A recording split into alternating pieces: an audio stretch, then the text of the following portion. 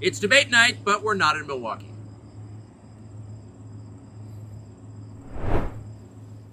Mr. President, thanks for joining us. Thank you. Why aren't you at the Fox News debate tonight in Milwaukee? Well, you know, a lot of people have been asking me that, and many people said you shouldn't do them, but you see the polls have come out, and I'm leading by 50 and 60 points. And, you know, some of them are at 1 and 0 and 2. And I'm saying, do I sit there for an hour or 2 hours, whatever it's going to be, and get harassed by people that shouldn't even be running for president? Should I be doing that?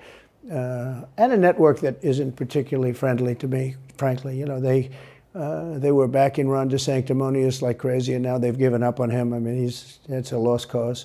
It reminded me very much of 2016. You know, in 2016, I went through the same stuff and had to fight them all the way, and then they became very friendly after I won, or just about when I was winning. But I just felt it would be more appropriate not to do the debate. I don't think it's right to do it.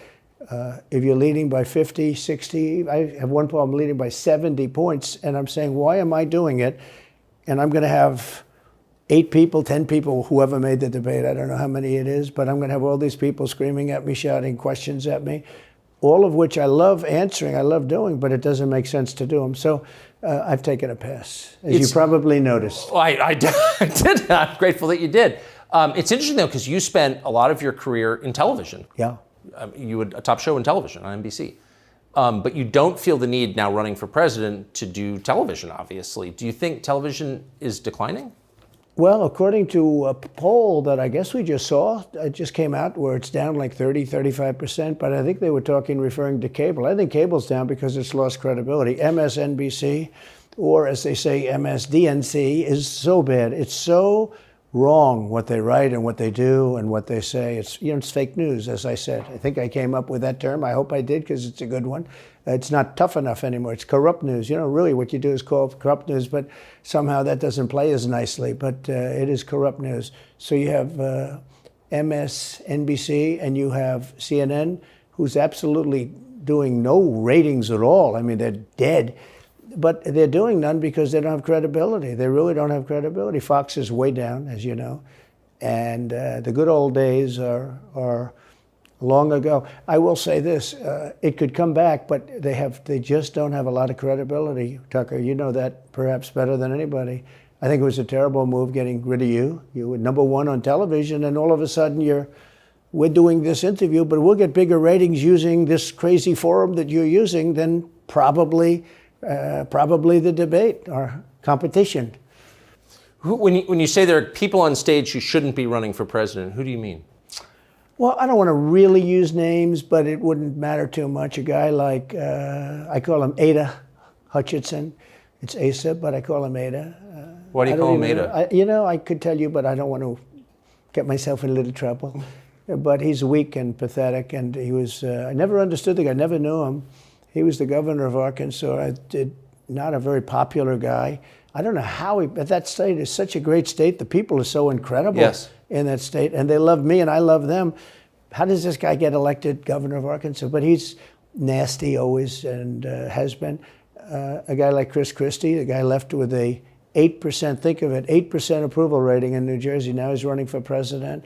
And he runs solely on the basis, oh, let's get Trump. He's like a savage maniac. He's like a lunatic.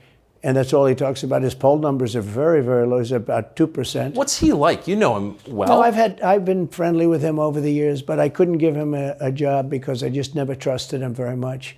I was just never one of his people that really trusted him. I never gave him the job. And that's one of the reasons he feels so hurt and so betrayed. And I understand that. I really do. I understand it. But I never gave him. You know, he wanted to be different things. He was looking at different elements of the administration, and I decided I didn't want to do it.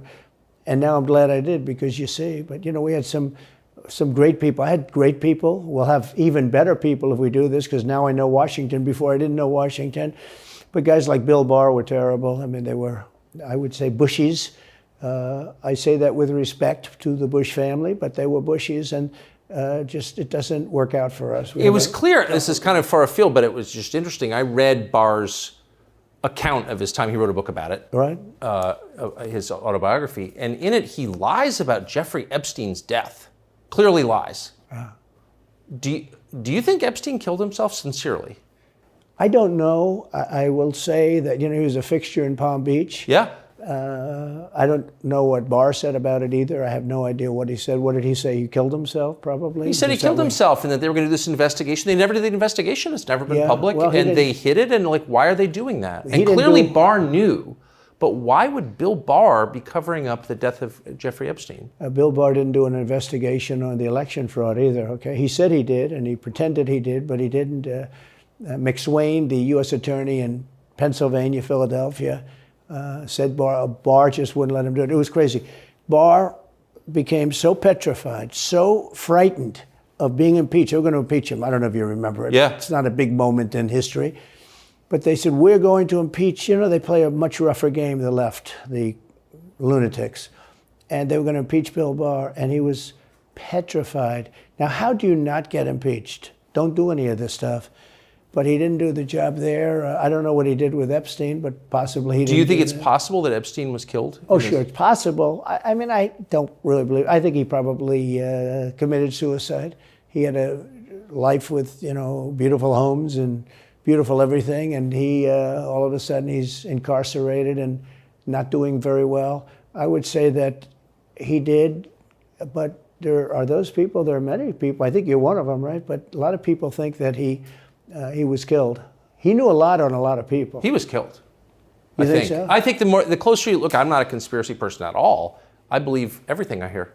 But yeah, the closer you look into it, I mean, the Attorney General of the United States, your Attorney General, clearly lied about the Epstein death. Yeah, and he was. Why? He was certainly. It wasn't well done. They had no cameras. They had no anything. Everybody was sleeping, and a case could be made. Look, I'm not going to get involved in it, but I can tell you a case could be made either way. But it certainly wasn't the most well-run place. So the reason I'm asking you is I'm looking at the trajectory since 2015 when you got into politics, for real, and then won.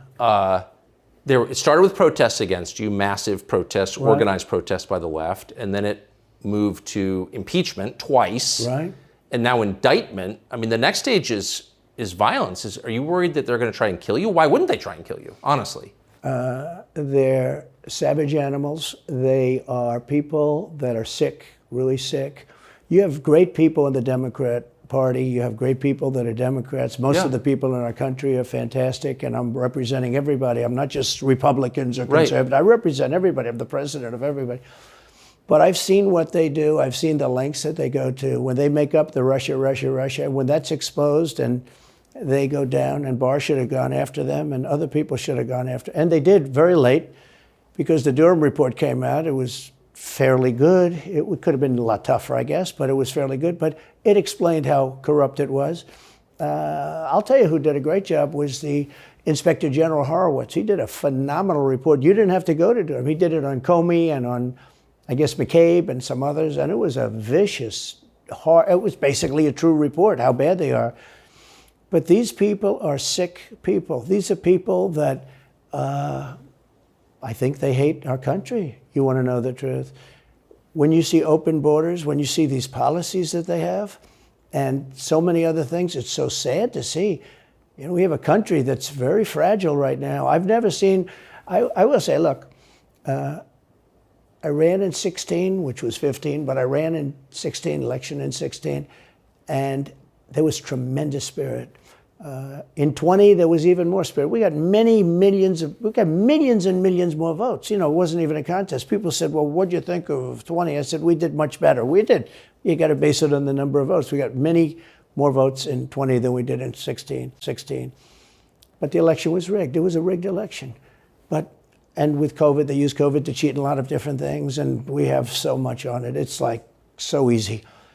But we had judges that didn't want to look. We had people didn't want to get involved. They called you, he's a conspiracy theorist if you say anything about the election. But I have never seen spirit like there is right now. Even coming down here, just the people on the road that are just absolutely going crazy. And the reason is, I think they like me, and I know they love my policies. I hope they like me too. A lot of people say they don't like me, but they like my policies. I think they like me. But I have never seen spirit like it is right now. And the reason is because crooked Joe Biden is so bad. He's the worst president in the history of our country. I don't think he's going to make it to the gate, but you never know. But he's a corrupt person, so corrupt that I took the name off Hillary. I don't do two people at one time. I took the crooked Hillary and I retired the name. That was a good day for her. I bet she was very happy. And I used it for Joe because it's crooked Joe. But Joe is really... But you don't think he's going to make it to November of 24? Well, I think he's worse mentally than he is physically. And physically, he's not exactly a triathlete or any kind of an athlete. You look at him, he can't walk to the helicopter. He walks, he can't lift his feet out of the grass. It's only 2 inches at the White House, right? That's not a lot. But you watch him, and it looks like he's walking on toothpicks. So, and then you see him on the beach where he can't lift a chair. Those chairs are meant to be light, right? They're like 2 ounces. You lift them up. He can't lift the chair. He can't walk to the chair. And I don't know what they're doing with the beach. This beach is seeming to play a big role, but they love pictures of him on the beach. I think he looks terrible on the beach. He looks terrible on the beach. Skinny legs. Well, he can't walk through the sand. Sand is not that easy to walk through, but when he walks through it, he can't walk through the sand. And there's somebody in there that thinks he looks fabulous at the beach. I think he looks horrible at the beach. Plus, the beach doesn't represent what a president's supposed to be doing. You're supposed to be working. You're supposed to be getting us out of that horrible, horrible war that we're very much involved in with Russia and Ukraine. You could do that. You could do that very easily. I believe you could do that I don't believe he could do it because he's just incompetent. But that's a war that should end immediately, not because of one side or the other, because hundreds of thousands of people are being killed. Can you imagine you're in an apartment house and rockets are going into that building and blowing it up and knocking it down? And why should anybody, human beings, these are human, whether they're Russian or Ukrainian or whatever they are, it's got to be stopped. And it can be stopped very easily. It would have never started. If I were president, it would have never started. So back to Biden, I'm interested. So you think he's failing? He obviously is failing. I think it's clear to everybody. But that would make Kamala Harris the candidate? Well, not really. I mean, I guess they'd have maybe a free-for-all. A lot of people say she has to remain for certain reasons the candidate. She has to. I don't think that's true, actually. I don't think that other people would stand for it. She has some bad moments. Her moments are almost as bad as his. I think his are worse, actually. Yeah. But she seems pretty senile, too. She speaks in rhyme. It's weird. It's weird.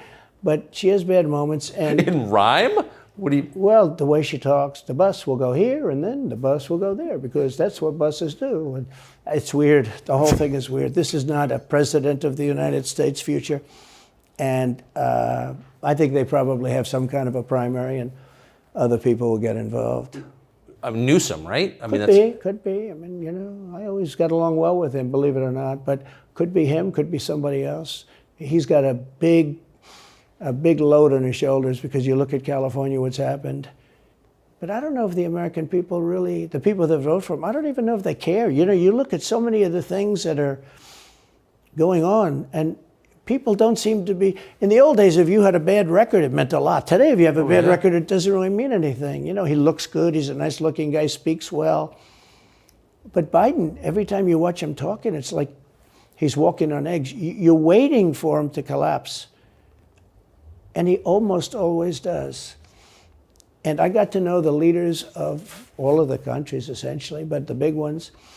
And the bigger, the tougher the leader. It's like sort of, I guess maybe that's the way it's supposed to be. But I got to know President Xi of China and Putin and Kim Jong-un, North Korea. Did a great job with North Korea, kept us out of a nuclear war. We would have 40,000 dead soldiers right now. They'd drop a nuke right on top of the military base. But we have 40,000 soldiers over there. And I did great. I got along with him great. That's a positive. The press said, he said nice things about Kim Jong-un. I also said horrible things at the beginning. Horrible enough that he wanted to talk. And we talked and we met in Singapore. We met actually twice. And we had unbelievable meetings. I know him very well. We were in great shape with him. What do you think he and Xi and Putin think of Biden? I think they can't believe it. I think they probably say this is some kind of a system. They had great respect for our country. They respected me. They had great respect for our country when I was there. Every one of them. Look, if you go to North Korea, you take a look at what happened. You know, the Olympics was dead. South Korea spent billions on the Olympics. Nobody was going to go. They didn't want to get blown up. They called me and they said, we are going to let the Olympics proceed. This is North Korea. I said, you should go into the Olympics. Put your athletes in. It wasn't like, you know, they were big on athletes because, you know.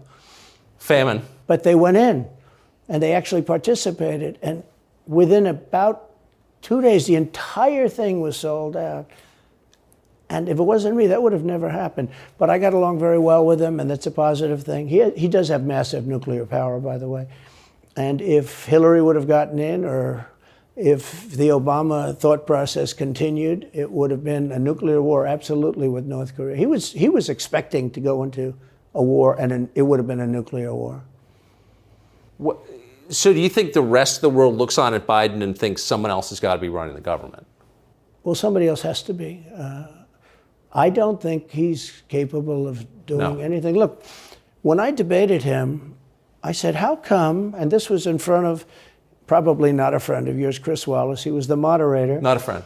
I said, why is it he wants to be Mike, but he doesn't have the talent? It's one of those bitchy little man. He wanted to be his father, but he didn't have the talent of his father was great. His father, a little fussy man. His father interviewed me in 60 Minutes. It was actually a 10. Can you believe it? No, I totally. His father had talent, at least. I may have been the only guy that he gave a good 60 Minutes to. He was rough. Really? His father was tough. He was great, though. He was great at what he did. But Chris Wallace was so upset. He was guarding this guy who wouldn't do a show, by the way. You know, he wouldn't do. I figured.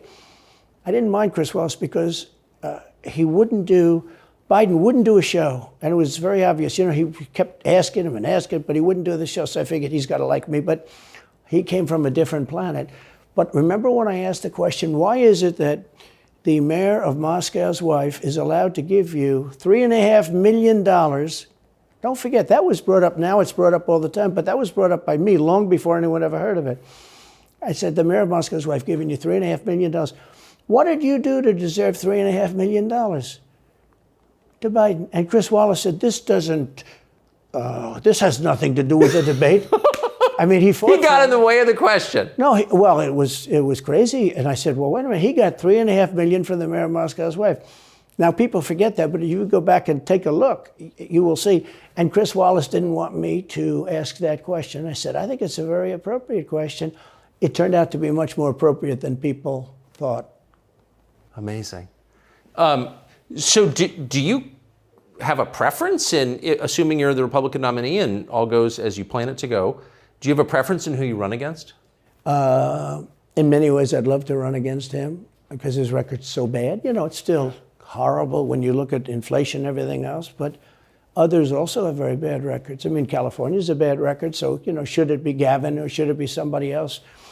When I look at San Francisco, what's happened to that incredible city. That was one of the greatest cities in the world just a short while ago, and now it's very sad when you look at it. Los Angeles, every city practically, all the Democrat-run cities. You know, Republican-run cities are doing very nicely because they arrest people when you have crimes, and they don't go after political candidates because they think it's good. You know, I mean, it's like been amazing. My poll numbers are the highest I've ever had, but. Because people understand it. Can I just ask you, that gets back to my original question. So if the protest didn't work, you got elected anyway. Yeah. Impeachment didn't work twice, obviously. Indictment is not working. Your poll numbers go up. When they raided Mar-a-Lago in August of last year, your numbers went up. They can indict you 20 times and you're not gonna lose the Republican primary because of that. Well, so it makes it look even more ridiculous. I mean, the 4 indictments, and maybe there'll be more. I don't know. These people are crazy. But they're counterproductive. So if you chart it out, it's an escalation, is what I'm saying. Yeah. So what's next? After, try to put you in prison for the rest of your life. That's not working. So, don't they have to kill you now? I think the people of our country don't get enough credit for how smart they are. And I'm not sure I would have said this 10 years ago, but they get it. You know, they really get it. When somebody gets indicted, your poll numbers go down. When somebody gets indicted, you announce, ladies and gentlemen, I'll be leaving to spend time with my family and to fight for the rest of my life on this stuff. But you're out of politics. I got indicted 4 times. All trivia, nonsense, bullshit. It's all bullshit. it's horrible when you look and you look at what they're doing. The boxes hoax, I'm covered by the Presidential Records Act. I'm allowed to do exactly that. He's not covered, and he's got 25 times the number of boxes, and he's got them stored in Chinatown. He's got them stored in a flimsy garage underneath his Corvette at Penn. And by the way, at Penn, he gets millions of dollars. China pays this guy millions of dollars. See, I think he's the most corrupt president we've ever had. And he also has the distinction of being the most incompetent. And I believe both. I mean, he's both incompetent and corrupt. So and who I is running the actually government? believe he's compromised because China knows so much about him. They know where the money comes from. They know where it is, who paid it, and they probably paid it. Well, they do pay Penn, and he gets $1 million. I think he takes $999,000 because, keeps it a little bit under $1 million, like by $1. But he, in many ways, is a Manchurian candidate.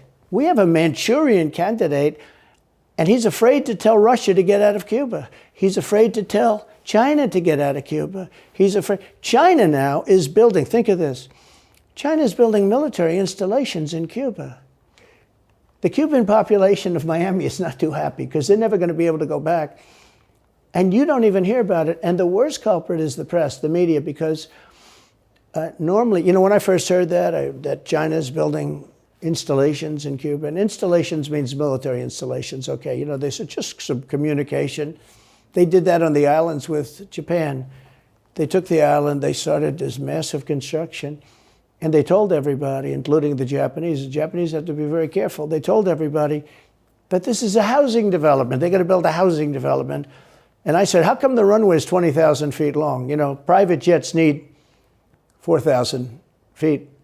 They don't need 20,000 feet. The big ones need 20,000 feet. They don't even need 20.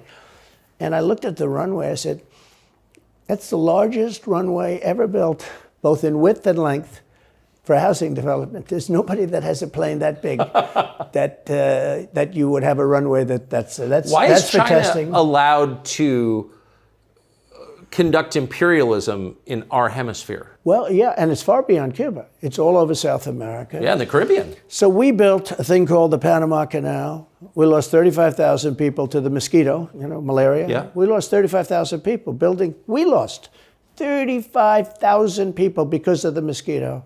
Vicious. They had to build under nets. It was one of the true great wonders of the world. As he said, one of the 9 wonders of the world. No, it was one of the 7. It happened a little while ago, It says 9 wonders of the world. You could make 9 wonders. He would have been better off if he stuck with the 9 and just said, yeah, I think it's 9.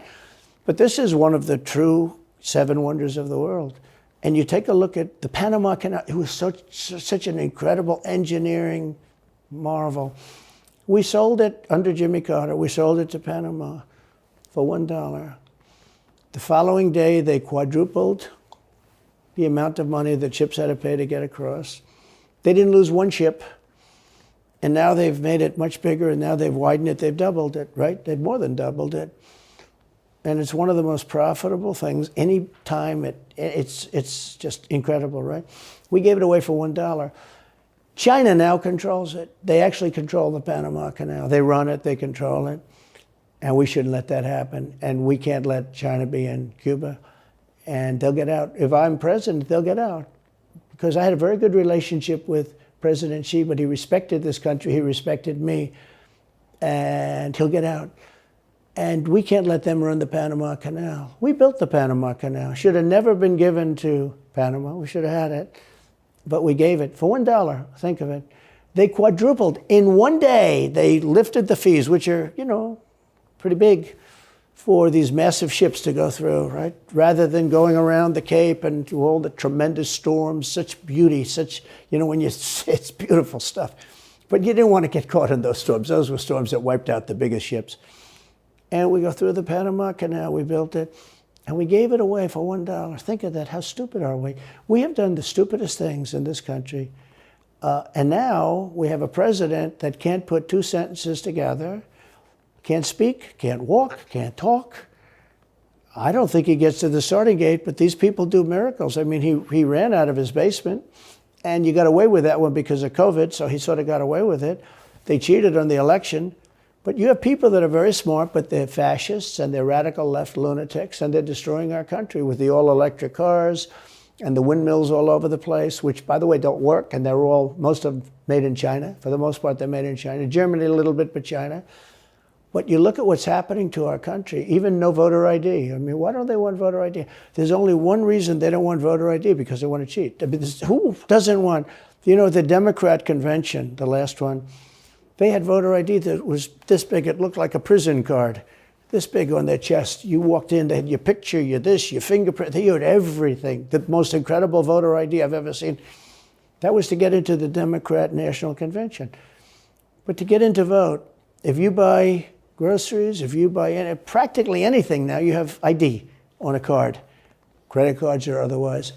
But don't you think it's racist to have to show your ID? Well, they probably say that. They use anything not to show ID, because voter ID is pretty simple. And we could go back, and we should go back to all paper ballots, voter ID, same-day voting. France did it. France had mail-in ballots, and it was terrible. Anytime you have mail-in ballots, you're going to have massive cheating on your elections. Anytime, but not just the presidential election. Anytime you have... Isn't that the whole point of them? Yeah. So you can cheat? Oh, yeah, sure. It's their whole point. That's their whole point. They want to cheat, yeah. They have to cheat because their policies are so bad that if they didn't cheat, they couldn't get elected. Who wants open borders? Who wants high taxes? Who wants high interest rates? Who wants to not be able to use a gas stove or have to drive an electric car, which, you have a 4-hour drive, but the car only goes an hour and a half, so you have to charge it. The happiest moment for somebody in an electric car is the first 10 minutes. In other words, you get it charged, and now for 10 minutes. The unhappiest part is the next hour, because you're petrified that you're not going to be found another charger. People, I'm saying, I'm not knocking electric cars, they're fine. They're fine. But if people want to buy a gasoline car or a hybrid, hybrids are pretty good, actually, but they should be allowed to buy. They don't want to do any of this. So right now, California's in a big brownout because their grid is a disaster. The grid all over the country is sort of a disaster, but the grid in California. And yet, they want to have, in a very short period of time, millions and millions of cars going off that grid, essentially. It doesn't work. So plug your car into a grid that's failing. You should be able to buy an electric car. Electric cars could be fine if you drive short distances and you want to have, whatever, and you have plug-ins everywhere you go. They could be fine. But you got to have gasoline cars. You got to have everything. Let people buy everything. Now the new thing is your heating systems in the house. They don't want you to have a heating system. They want you to use a heating system that will cost you at least $10,000 to buy and won't work very well. None of the stuff works as well. One of the things I did with EPA is you have states, many states, most of the states have so much water. It comes out of heaven, right? The water pours down and you have it. It's there. It's got to go wherever it goes, into the oceans, whatever. It's not like a big problem. Now, in some states, they have a problem. You have some desert areas and all, and for that, it's okay. But they have sinks where no water comes out. You turn it on, no water comes out. No water comes out of the shower. No water is allowed to go into the washing machine for your dishes or for your clothing or what. And I avoided all of that. Wait, they have sinks where no water comes out? Sure, you have restrictors. When I say no water, very little water. You want to wash your hands, right? Yeah. And you've seen this, and you turn on the sink and it's very little. Or you want to wash your beautiful hair, right? And you're standing under a shower. Then the suds never go. The water comes out very slowly. I'm sure you've seen this. It usually takes place in new hotels and new homes. Yeah, you take a drill and take the they have limiter out. Well, you can, but now they make it so you can't do that so easily. They have a restrictor. It's called a restrictor, and it restricts the water from coming out. So I ended all of that, and you have to see these, they let the water come out. You know what people do? They wash their hands like 5 times longer, or in the washing machine, they'll press for their, let's say the dishwasher, they'll press it, then they'll press it about 7 or 8 times. Yeah. They'll end up using more water, and it still won't be very good. I met with the head of Whirlpool. They were practically going out of business during my administration, and they said to me, from Ohio, incredible, great state, I love Ohio, and they were really doing badly because people were dumping washing machines all over, mostly from South Korea, but also from China. And he was explaining it's just a terrible situation. I said, let me ask you, how's the quality? He says, we're better, but they are good enough quality. But, of course he's going to say that. But, they are better. He said, but they don't allow us. They're dumping these machines. They're cutting us in half. They're killing us. And on top of it, the government won't let us use water in our machines. I mean, he shows me like a quarter of a bottle of water. That's supposed to be washing clothing. And I freed it all up, and I put tariffs on these countries that were selling and the machines coming into the country. And that company went from all the washing machine companies, they make washing machines, they make dryers, they make all of the different machines that do this kind of work, including dishwashers. And they went from a disaster area to being just thriving. But can I ask, they love me in that part of Ohio. Well, I bet they do, but why should EPA, no one at EPA was elected by anybody, why do they have the power to decide how much water your washing machine uses? Shouldn't Congress in a democracy get to vote on that? Yeah, you could say that. They do things that are not very... So how do you, that's my question, how do you, if you get elected again, go back to Washington, how do you keep the agencies under control? How do you keep FBI and CIA specifically under control? The way you do it, like I fired Comey, that was a big deal. A lot of people said, and I fired him very early. Somebody said, oh, I wish you would have fired him. There was a real question about firing him. Anyway, you understand, because, when they have a 10-year term, there is a question. I fired Comey. That was a great thing. If I didn't fire Comey, maybe I wouldn't be talking to you, or I'd be talking to you about real estate or something else other than politics, right? That was a coup, in my opinion. That was a very sick deal. That was the insurance policy. You remember the insurance policy? Oh, she's going to win, darling. She's going to win. But just in case she doesn't, we have an insurance policy. An insurance policy was what they were doing. And we caught them with that. That was a very important tweet or whatever it was, text.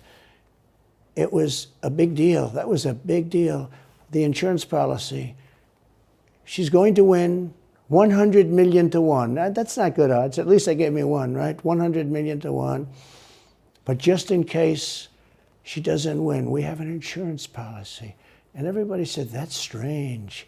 That's strange. But we caught all that because I fired Comey. Because when I fired Comey, it was like throwing a rock into a hornet's nest, into a nest of bees, and the place went crazy. So when you were president, are you confident that you knew everything, say, CIA was doing around the world? No, I'm not. It's a very interesting group of people. I had very good relationships, I thought, but I was a little surprised when I got out that, things go on. Look, it's... What were you surprised by? I was surprised. I think it's some of the people. I was surprised that there was... I had a group of people. Look, we killed many, using the CIA, I have to say this, very bad actors. We were very good at it. You look at Soleimani, you look at al-Baghdadi, bigger than Osama bin Laden. I mean, Osama bin Laden, but al-Baghdadi did ISIS, and he was rebuilding ISIS very strongly. And that was the CIA that did that? That was really us that did that. Yeah. That was really us that did that. And Soleimani was us that did that, not so much CIA. But we did some very good work with the CIA. What I started, when I looked at the 51 intelligence agents saying that was the laptop from hell was Russia disinformation, when I took a look at that, I said, that's a horrible thing. They knew it wasn't. They knew it was not. And by the way, you're talking about cheating on the election? McLaughlin and Fabrizio, great pollsters, they said a thing like that plus other things meant anywhere from 10 to 17% of the vote would change. Whatever happened to Mike Pence? You've always been nice to Pence. I've never heard you criticize Pence. You've defended him in public many, many times. He's out there attacking you. What is that? So Mike wants to run for president. You got to understand, in my opinion, Mike Pence had the absolute right to send the votes back to the legislatures. The Democrats and everybody said, you don't have the right. In other words, what I said, is he a human conveyor belt? You mean if he finds fraud in Pennsylvania, in Georgia, in any of these states, Arizona, he has to send them to Mitch McConnell, right? That's right, sir. Well, if he finds fraud, he has to? Yes, sir. I said, so he's a conveyor belt. Boom, put him in. I said, I don't agree with that. And we had some lawyers, not all, we had some lawyers that said, no, you do have the right to send them back to the legislatures to be rechecked. Because if you looked at what went on in Wisconsin, who, by the way, now agree with me, Wisconsin has been virtually, other than the fact they're not allowed to do anything statutorily. But Wisconsin has been, I mean, what they found is incredible. I mean, we won Wisconsin. But Mike Pence had the right, in my opinion, to send him back. Do you ever talk to him now? No, I haven't spoken to him in a long time. I was very disappointed in him. I didn't want to do what Thomas Jefferson did. Thomas Jefferson, it was Georgia. And it was, hear ye, hear ye, the great state of Georgia is not capable or allowed to tabulate their votes. And Thomas Jefferson, who was the vice president, said, is Georgia sure that they cannot tabulate their votes? Georgia is sure. He didn't send it back and have them redo it. He said, we will keep the votes of the great state of Georgia for Thomas Jefferson and his president. I didn't ask him for that. Could have done that too, but I didn't. I thought that would be turmoil. I asked him to send him back to his legislature, to the legislatures, you know, in Wisconsin, let's say. But why didn't he? I mean, you'd worked together for 4 years. You're the president. He's VP. You say you're aligned on everything. I think he got very bad advice. I really do. Now, let me tell you what happened. I sat there with a few people. I think his lawyer was in the room too. His lawyer was very much against it. There were other lawyers that felt you could do it. It was one of those things. I think you could have done it. I think you can always do something if you see fraud or if you see problems. But it's very interesting. So after the election was over, the rhinos got together with the Democrats and they redid the election, so you couldn't do it anymore. So then I called the people. I said, so in other words, you're saying I was right. You could do it. Yes, you could do it. In other words, they took the Voting Act and they redid it so the vice president no longer has the power to do what I said he could do. So when that happened, I said, wow. So, and you know, you'd look some of these Democrats in the eye and they'd say, he has absolutely no right to do it.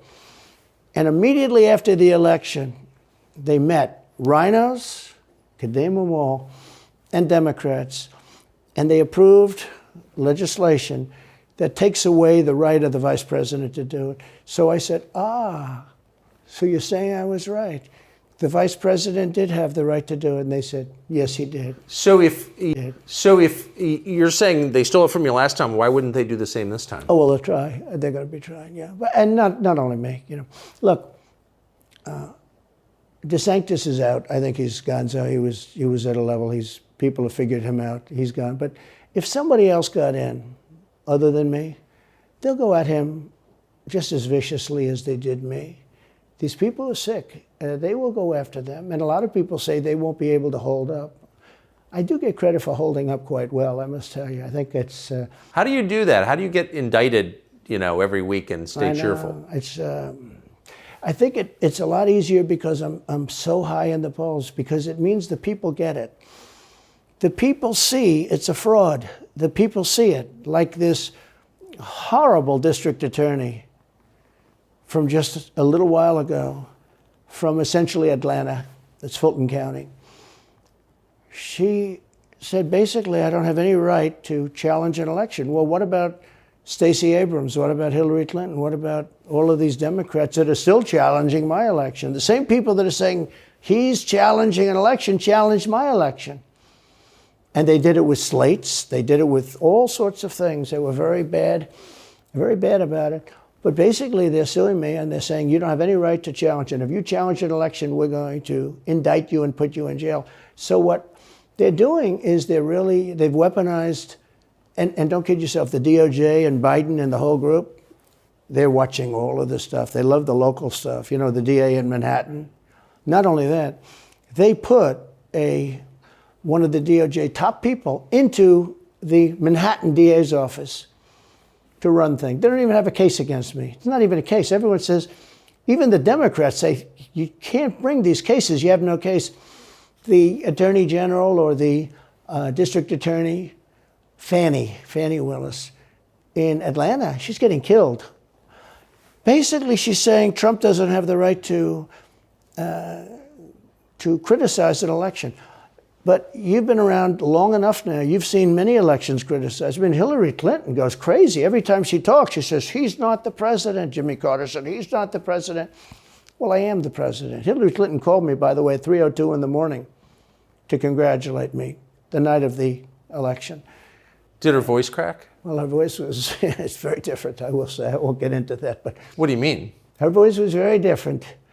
Don't forget, they were all celebrating at 5 o'clock in the afternoon. And I came home and I said, I think we won. I felt we won because the rallies are so big. We'd go to Wisconsin and we'd go to Georgia. We'd go to different states. In Michigan, we'd have rallies. In Pennsylvania, we had 58,000 people in Butler. And I said, how are we losing this? How do you have a rally where you have from 50 to 100,000 people, many of them? I did 7 a day for a couple of days. That's a lot. That's a lot. These are big rallies, too. And I didn't hold back. I didn't say, let's make them let's do abbreviations, right? But they challenged the stuff. Yeah. Hillary called me up and conceded. Now, the word is that Obama said you have to do that. But she called up and totally conceded. But now, every time you see her on television, she's saying, she's challenging the election. Do you think... So that would mean that she should be indicted, but that would mean also that Stacey Abrams in Georgia should be indicted, because she still thinks she won the election for governor. She still thinks that. She's never recanted. And do you think Stacey Abrams will be indicted for that? No, of course not. She won't be. The Democrats don't get indicted for things like that. They don't get impeached.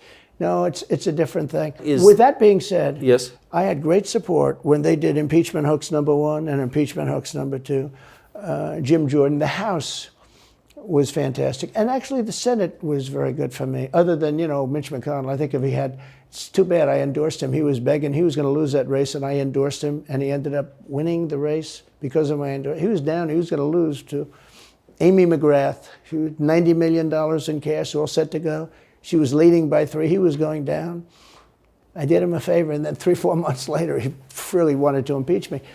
He's a bad guy. But if you look at what's going on politically, it's so interesting. The level of loyalty is different in politics than it is in normal life, I will say. With that being said, I've had great loyalty also. But the House was fantastic. The Senate was very good. They overrode Mitch McConnell. Mitch McConnell, in my opinion, was trying to get senators to impeach me, especially for the second one. And on the first one, he acted very, very slow. He should have gone much faster. But Mitch McConnell wanted to, and the senators went up to him, guys that are subservient to him because he gives money. He gives them money. He gives them a lot of money. He raises some money and he gives it to them, and therefore they do what he said. That's the only form of leadership he's got. So last question. If you're elected president again, what's your number one priority? When you ran last time, you said, I will build a wall. This time, your bottom line top promise to the country. So you can do numerous things at the same time. Of course. But let's say number one is a border, and taking hundreds of thousands of criminals that have been allowed into our country and getting them out and bringing them back to their country, Guatemala. By the way, not only the 4 countries that we think of as neighbors, all over the world. Last month, we had 149 countries represented. Think of it. We had 149 countries represented, Tucker, from places that many people never even heard of, coming into our country. And they're coming in from mental institutions, and they're coming in from prisons. They're emptying out their prisons all over South America. They're emptying out their mental institutions. Terrorists are pouring into our country. We have no idea. I had the strongest border in the history of our country, and I built almost 500 miles of wall. They like to say, oh, was it less? No. I built 500 miles. In fact, if you check with the authorities on the border, we built almost 500 miles of wall. And I had another 200 that I was going to build. It's like water, it seeks. And we're going to build another 200. We built it. It was all set to go. All they had to do was install it. It would have taken 3 weeks. And that's when I found out. I said, I think these people actually want open borders. The first thing I would do would be I would seal up the border good and tight, except for people that want to come in legally. Do you think we're moving towards civil war? There's tremendous passion and there's tremendous love. January 6th was a very interesting day because they don't report it properly. I believe it was the largest crowd I've ever spoken before. And you know some of the crowds I've spoken before. And like July 4th on the Mall, I think they had 1 million people there. But I think that the biggest crowd I've ever spoken before was on January 6th. And people that were in that crowd, a very, very small group of people, and we said patriotically and peacefully and patriotically, right? Nobody ever says that. Go peacefully and patriotically. But people that were in that crowd that day, very small group of people went down there, and then there are a lot of scenarios that we can talk about. But people in that crowd said it was the most beautiful day they've ever experienced. There was love in that crowd. There was love and unity. I have never seen such spirit and such passion and such love. And I've also never seen simultaneously and from the same people such hatred of what they've done to our country. So do you think it's possible that there's open conflict? We seem to be moving towards something. I don't know, because I don't know what it, you know, I can say this. There's a level of passion that I've never seen. There's a level of hatred that I've never seen, and that's probably a bad combination. Donald Trump, thank you. Thank you very much. Very much. Thank you. That is a bad combination, by the way. Bad combination. Thank you.